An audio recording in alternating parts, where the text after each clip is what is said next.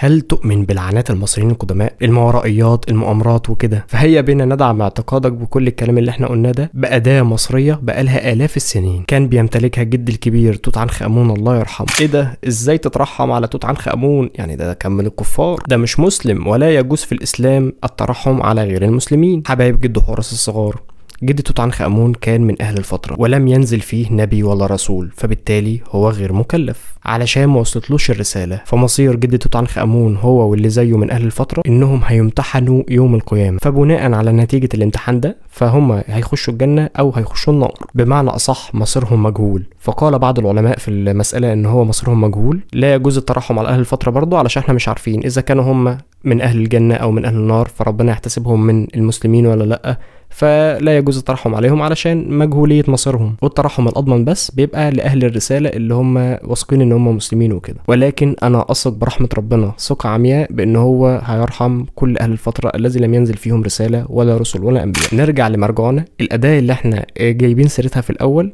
هي البوق العسكري الملكي الخاص بالملك توت عنخ آمون اللي لقيناه في مقبرته الشخصية اللي اتفتحت سنة 1922 على إيد هوارد كارتر. طب إيه السر يعني في البوق ده؟ دي مجرد زمارة، فعشان كده هنشوف مع بعض. اللي منه لله جيمس تيبرن كان من فرسان الجيش البريطاني، هو اللي شار مشورة ان احنا الابواق العسكرية اللي احنا لقيناها في مقبرة توت عنخ آمون دي احنا لازم نجربها ونشوفها شغالة ولا لا، دي عدى عليها آلاف السنين. وكمان هو كان متخصص في النوع ده من المعازف، واول مرة اتنفخ في البوق العسكري بتاع توت عنخ آمون على سبيل التجربة، وبعدها بيوم واحد قامت الحرب العالمية التانية في العالم كله، وتمر سنين طويلة لغاية لما يتنفخ فيه للمرة التانية سنة 1967. طبعا احنا عارفين التاريخ ده كويس، حصلت النكسة واتغدر بالجيش المصري ومصر خسرت شبه جزيرة سيناء. والمرة التالتة اللي اتنفخ فيها في البوق ده كان سنة 1990، وبعديها بفترة قليلة جدا قامت حرب الخليج. والمرة الرابعة اللي اتنفخ فيها في البوق ده هو سنة 2011، وقامت بعديها ثورة يناير، وانتوا عارفين بقى اللي حصل كله. الحمد لله كانت دي آخر مرة، حلو قوي كفاية، الكوكب جسمه نحس من كل الكلام اللي احنا سمعناه ده. وبالمناسبة مسلسل الصفارة بتاع أحمد أمين اللي كان في مسلسل في رمضان فكرته مستوحاة من البوق العسكري بتاع توت عنخ آمون. فهل تعتقدوا